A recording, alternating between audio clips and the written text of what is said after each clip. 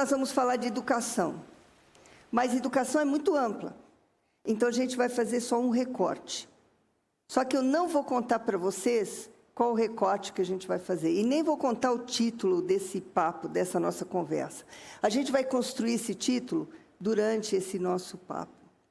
E eu quero começar com vocês lendo uma mensagem que um estudante me mandou. Eu acho que isso vai dar pistas para você de como é que vai ser a nossa conversa. Está meio surradinho, mas eu leio muito essa mensagem. Então, vou ler para vocês.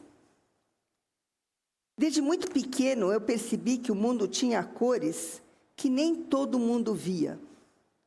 Enquanto os outros jogavam bola, eu queria entender por que o vento existe. Eu queria entender como é que uma estrela nasce. Mas foi aí que eu descobri uma outra coisa.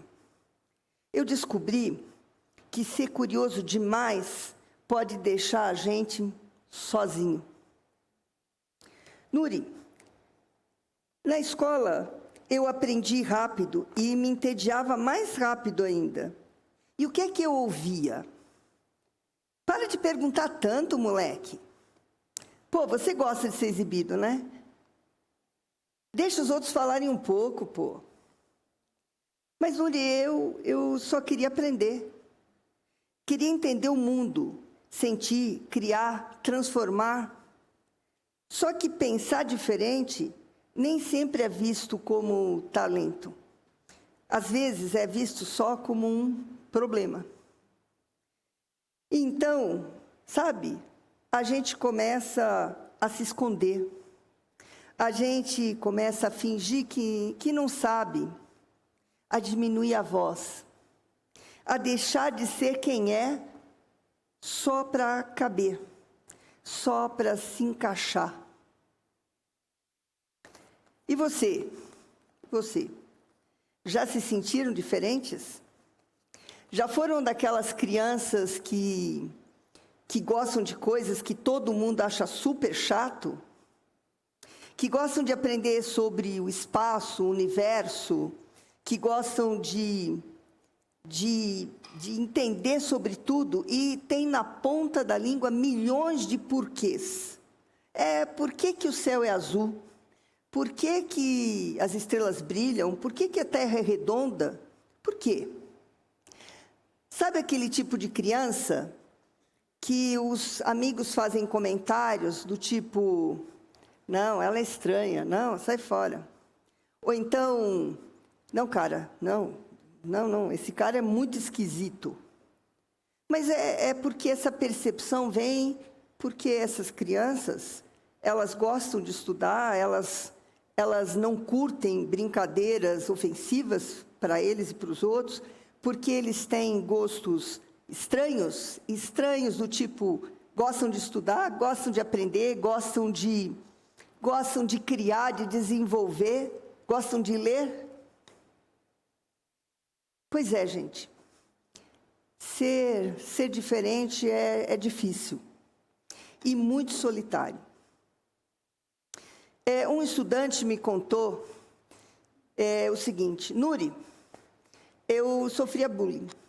Eu sofria bullying porque eu gostava de estudar e eu mandava muito bem nas provas.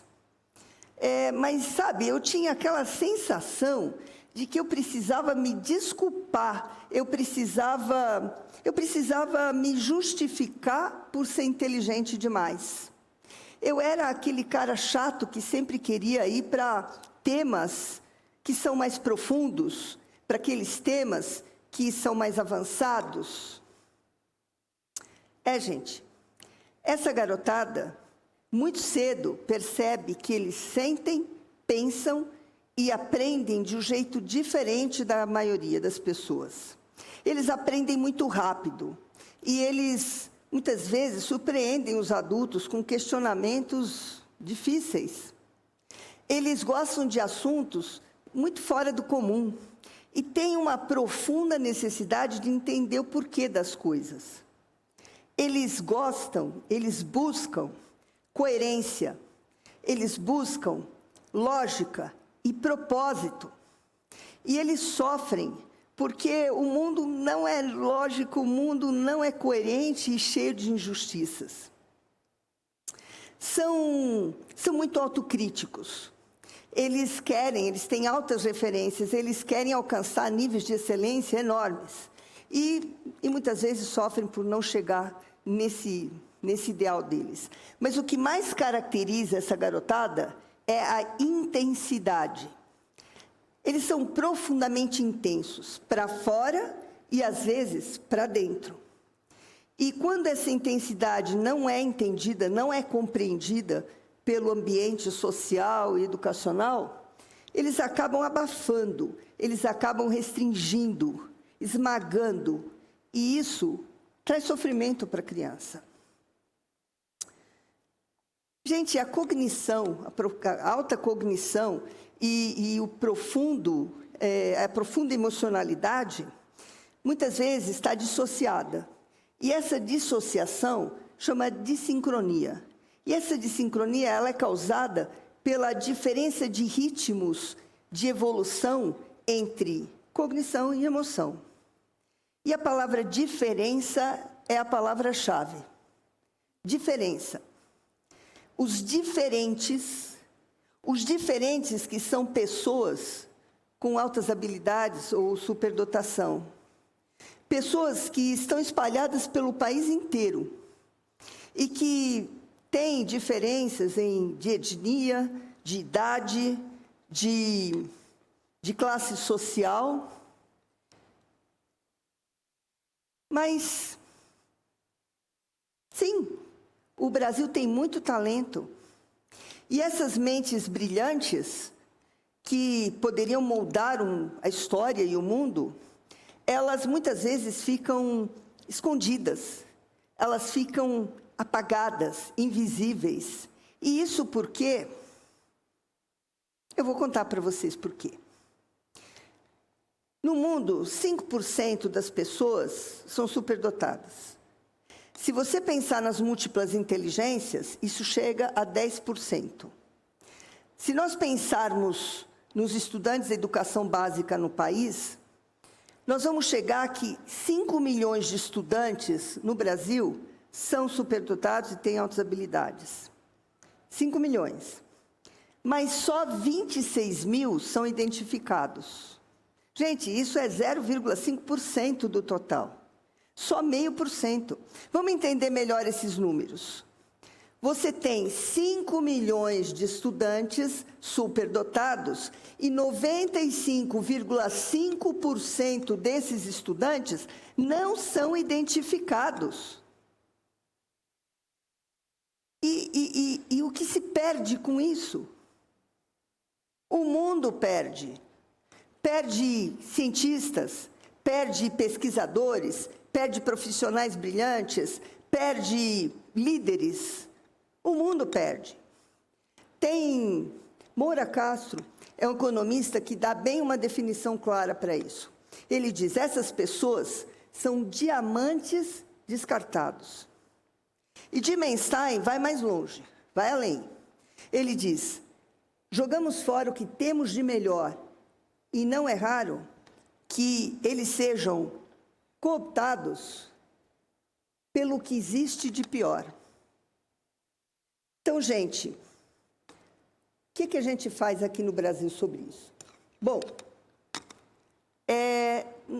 na França e na Inglaterra, estudantes superdotados, eles têm acesso às melhores escolas. Nos Estados Unidos, tem as escolas especializadas, né, as magnet schools. E mesmo no sistema regular, eles têm cursos específicos, que são os honor programs. E no Brasil? Gente, no Brasil não tem quase nada. No Brasil, as universidades não trazem soluções e aprendizagem para esse perfil. E não existem mecanismos fortes, claros, sobre como lidar com altas habilidades institucionalmente ou pedagogicamente. Então, uma coisa que podia ser positiva acaba virando um problema. Eu sou uma criança assim. Fui, né? não sou tão criança agora. Eu fui uma criança assim. E desde muito cedo eu decidi contribuir com algumas soluções para essas questões. E aí nasceu a Alfa Lumen. O que é a Alfa Lumen? O Instituto Alfa Lumen é um ICT, é um Instituto de Ciência e Tecnologia que busca soluções de impacto social e com pesquisas de educação, altas habilidades, saúde mental e tecnologia. O Alfa, ele desenvolve projetos e metodologias para atender essa garotada. Ele identifica, ele busca acolher e desenvolver esses estudantes superdotados e, principalmente, o foco é em estudantes superdotados em vulnerabilidade social. É isso que o Instituto faz e a gente vai ver um pouquinho no vídeo sobre como é que a gente trabalha com essas singularidades que esses estudantes têm e como eles precisam desse suporte de estruturas adaptativas para poder desenvolver seu potencial.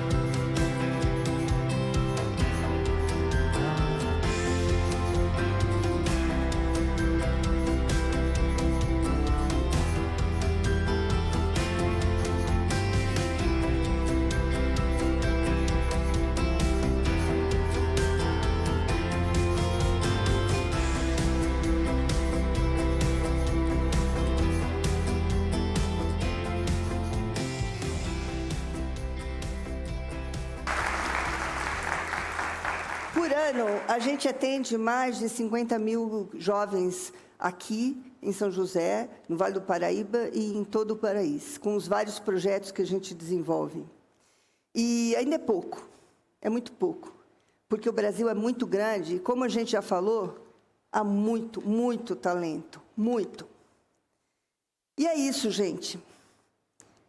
A escola, ela é fundamental, a educação é fundamental. Ela é fundamental e quando a escola acolhe a diferença, ela traz soluções, ela traz não a replicação das coisas, mas ela traz o novo, ela traz transformações.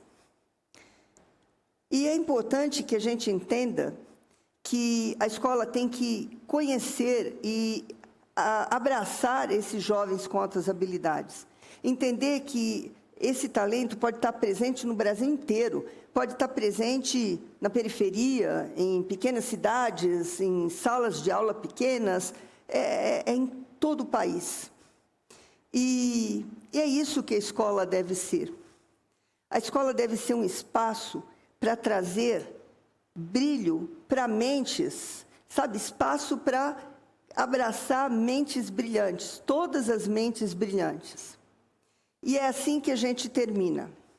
A gente termina com o nosso título, que a escola tem que ser um espaço que abrace todas as luzes brilhantes, que abrace todas essas mentes e cada uma delas com seu brilho próprio.